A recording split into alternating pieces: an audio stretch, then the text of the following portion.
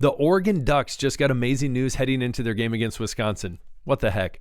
Let's talk about it. My name is Aaron with my buddy Paul. We are the Big Ten guys on the daily, pushing out Big Ten news, rumors, analysis, whatever it is, Big Ten. We're going to talk about it right here. And I'll tell you what, we did say we weren't talking UCLA football, but tell you what, they've been on a spree. Maybe we'll talk about them sometime this week. Probably not, but you never know. But right now, this episode, we're going to be jumping into the Oregon Ducks. We got some great news on the front end, the middle, and the back end as well. A lot of good things for the Oregon Ducks looking forward now and into the rest of the season, and we're going to jump into it right now. First and foremost, your boy Kenyon Sadiq. Kenyon Sadiq discussing his injury, saying he's going to be fine going into the Wisconsin game. And you might say, hold on, Aaron, pump the brakes. First and foremost, we're talking about Wisconsin, a team where Luke Fickell is probably going to get fired. He possibly has gotten fired during this video. Who the heck knows? But it seems like it's inevitable that he is leaving Madison, which is unfortunate. We'll talk about that in a second.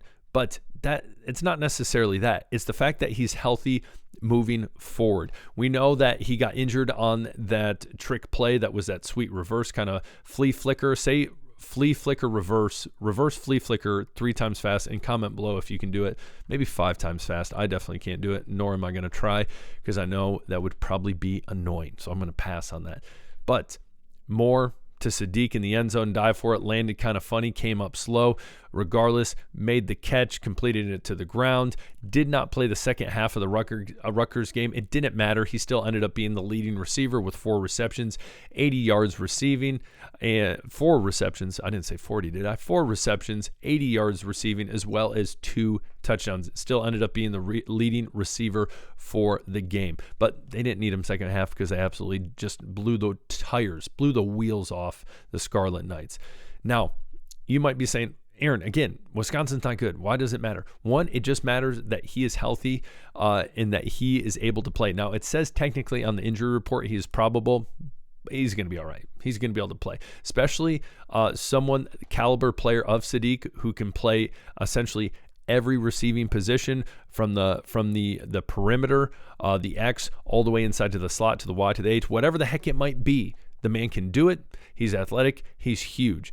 And a lot of people are projecting him, and he will be a first-round draft pick. A lot of places I've seen have him going to the Eagles, but who knows? I think he will be the first tight end off the draft board. But that is beside the point. The good news on the front end is he's healthy. He's going to be all right. And this scare that everyone thought, it's not a big deal. So that is the first thing that we need to talk about. The second thing we need to talk about, and I think is equally important, is the schedule moving forward for the Ducks. And we look at this schedule moving forward for the Ducks, and I don't think there's necessarily anything I would say to write home about. And you might be saying, well, Aaron, they still have to play USC. They still play Iowa. Yes, but Oregon's defense, we understand, we know, we've seen it decade over decade. When that thing gets going, it is hard to stop. Now, we can't forget, and I know a lot of teams, a lot of people are looking past Oregon and they're looking at the undefeated Indiana. Sorry, I know you don't want me to talk Indiana, or the undefeated Ohio State in the Big Ten. But what we need to discuss is this. Last year, the team who won the national championship was a team Oregon beat in the regular season. Oregon goes on to win the Big Ten championship, and then they lost that team later in the playoffs. I think a lot of people are sleeping on the Oregon Ducks and looking past them because it's the storyline right now is, oh my gosh, Indiana football, have they ever been this good? Oh my goodness. Ohio State, they just won the national championship. No one's going to be able to prove them wrong. They might as well crown them the champion. But Oregon is sitting literally in the same position, if we look at last year, the same position that the Buckeyes were sitting last year, and went on an absolute tear. Absolute tear. And that's not even to mention that Ohio State lost to Michigan in an ugly game, and then went on an absolute tear through the playoff to win the national championship. So, again, I think a lot of media personalities, I think a lot of people in college, in the college football world are jumping on the Indiana bandwagon, jumping on the Ohio State bandwagon. But I think it is very possible Oregon, and I see it happening, winning out, though I do think their two toughest games left are USC and Washington. I think Washington's a scrappy team with Williams at quarterback, but I think they win out. I think the Big Ten championship is Indiana-Ohio State, but that's fine. I think Oregon makes the playoff, and they're going to go out there and surprise some teams. I truly do. So I think a lot of, and it's not a bad thing that Oregon isn't at the forefront of college football right now, because again, I'm telling you, as a Michigan State fan, it's the chip on the shoulder mentality. It's the people are counting us out. It's the, hey, they already saw us have a rough game against Indiana, but we're going to prove them wrong. So again, great news on multiple fronts. Sadiq, healthy, moving forward. That's great. Schedule moving forward, very, very pleasing for the Oregon Ducks. Should be pretty easy to go through. And listen, they ain't done. They ain't done. A lot of football left to play. Don't write out the Oregon Ducks. So comment below. Tell me what you think. I would love to hear from you guys, specifically of these last 5 games.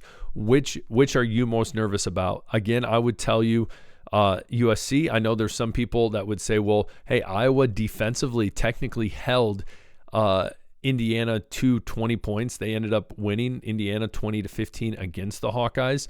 And so that is in Iowa City. Might be a tough game, but again, I think Iowa or Oregon ends up rolling. I think they fix their mistakes. I think they move forward, and it is going to be good for the Oregon Ducks. Again, Dante Moore, I think he is one of the best quarterbacks in college football. He has a ton of potential. And as we jump into the stats as well, you look, and we have 19 touchdowns, 4 interceptions, just over 72% completion rate. He's sitting pretty right now. He's sitting pretty. As well, we look at receiving. Sadiq, the second receiver, tight end, whatever you want to call it, with second most receiving yards is how I want to say it. Decorian Moore leading the team, true freshman, absolute dog, almost 400 yards. The team has talent. The team has it. Dan Lanning's a great coach. People are sleeping on the Ducks, and that is a mistake on their part. So comment below. Tell me what you guys think. On the way out, don't forget, hit that subscribe button, hit the notification bell, hit the like button if you want more Big Ten content. What the heck? Content. We appreciate you guys. We'll talk later. Peace.